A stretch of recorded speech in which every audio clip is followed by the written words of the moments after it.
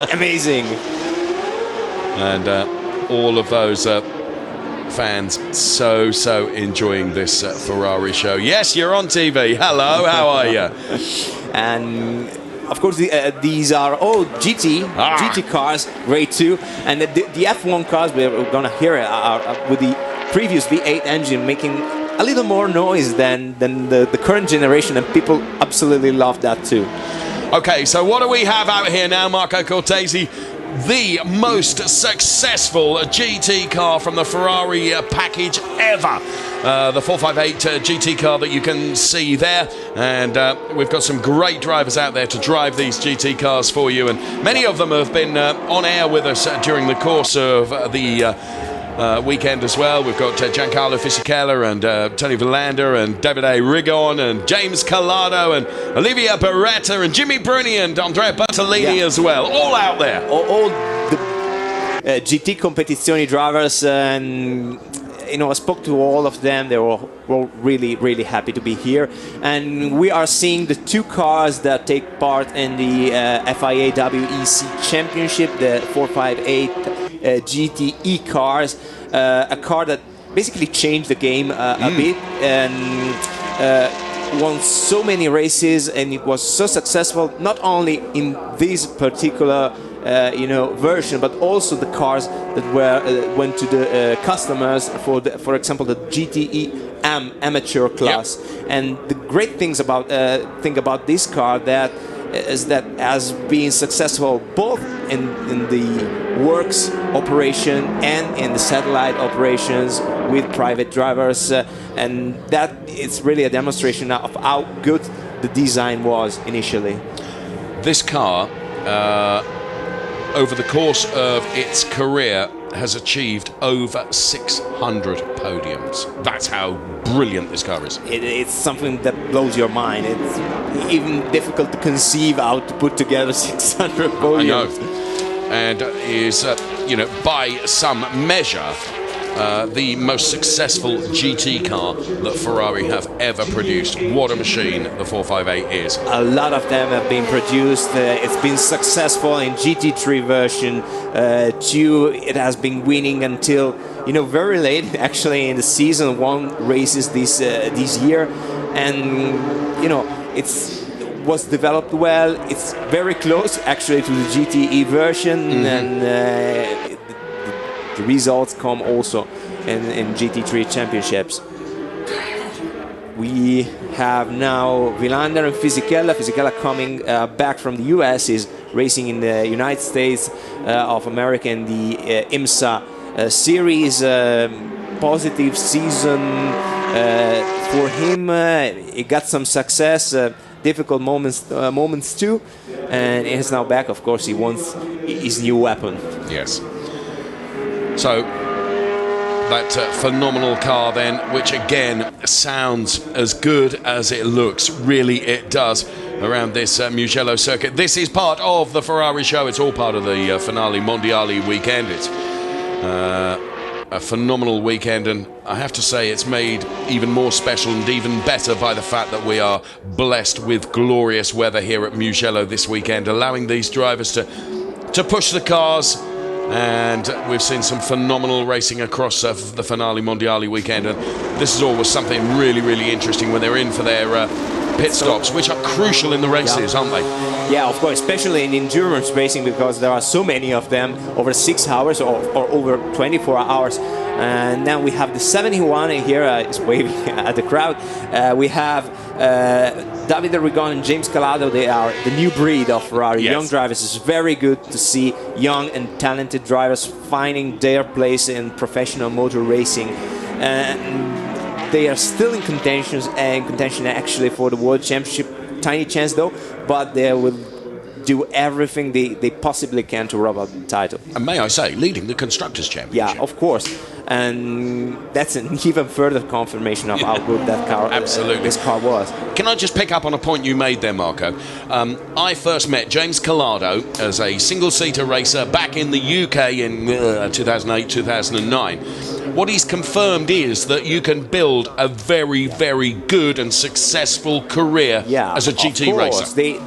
the open wheel guys do not realize until a later stage of their career that there is something out there, apart from open wheel racing. Yeah? We see driver change, very important in endurance racing. You see the driver coming, getting out of the car, helping the other driver to fasten the seat belts, and this is very, very important. Also, a variable is the different size of the drivers, because they have to adapt. The driving position is a key moment. You often see padding go into the seats, don't you? And it's really interesting. The camaraderie that exists between your teammates, and that really emphasises that in that driver changeover period. Yeah, it's impossible to race together if that camaraderie isn't there. Absolutely. Okay, this car waiting up then for the others to rejoin on track here at Mugello. And the 71 car looking absolutely fantastic. David A.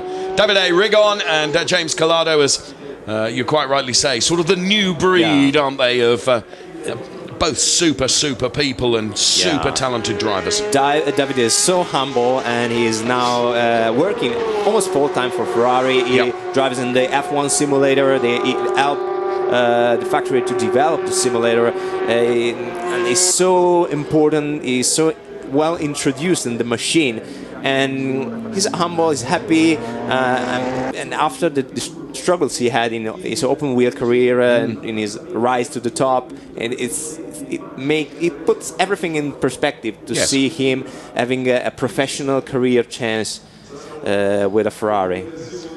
So there, everyone enjoying these cars, and Livia Beretta, of course, out there as well. Another, you and I are perhaps very, very lucky, Marco, in that we get to meet these drivers, and they are all super people as well as being super talented.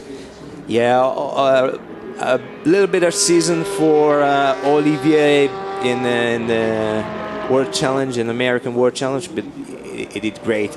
Anyway, he fought for the title until the very last race, and here we go. We have the new one. We have the new car, the 488. Now, that is going to be something very special indeed. Tell you more about that in just a mo. Here we are, full parade of 458 and 488.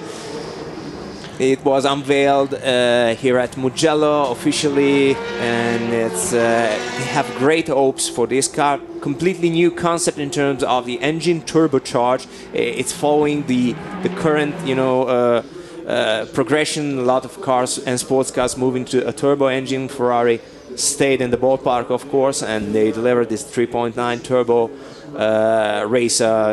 They hoped it to be successful, and it surely will be.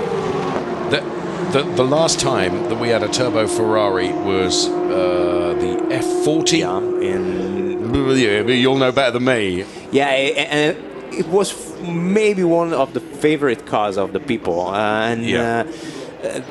Of course, now a lot have changed, and making a step to turbocharged engine from naturally aspirated is a massive step. It's something difficult. You have to really think about it and test. They are testing extensively, because with the turbocharged engine, there are all other components that follow, and setting them up is very demanding task. And what should be made clear is that the 488 it's not an evolution of the 458. It is a completely blank canvas, and it's a completely new car. And Andrea Bertolini has had an awful lot of input into the development, as have all the drivers, into the way they've gone with the 488 car, and that reinforces the stature of the Ferrari brand. They listen to the people that make those cars win. Yeah, especially with Bertolini is nice, because he also drove the street cars, so it maybe that little transfer between production and racing, it can still happen. Yes. And you know, let's see what happens with this car. I think it will be really successful. Also, the aerodynamics have been a great research on that. You know, a development. They say that it's nothing comparable even to the 458. Well, the cars through the chicane now, heading towards the final turn. You can hear Alberto Borghini, who's down there on track, who's presenting the show. I'm absolutely in love with that front splitter. You like that, don't you? Yeah. Twice you pointed that out to me on the screen. Yeah, the front splitter. You'll see it in full in just a moment. So they're heading around the final Puccina turn and up towards Alberto Borghini now, who's in front of the thousands of fans here, as we see Sebastian Vettel being belted into a Formula One car, and we'll give you the details of the cars. That what I will hint at is that Vettel will actually be driving the very first Ferrari Formula One car that he ever drove back at Fiorano. Is the F2012, and we the Hola. I don't know how you say in English, but everybody is waving. The wave. And to salute all these great GT cars. And the engine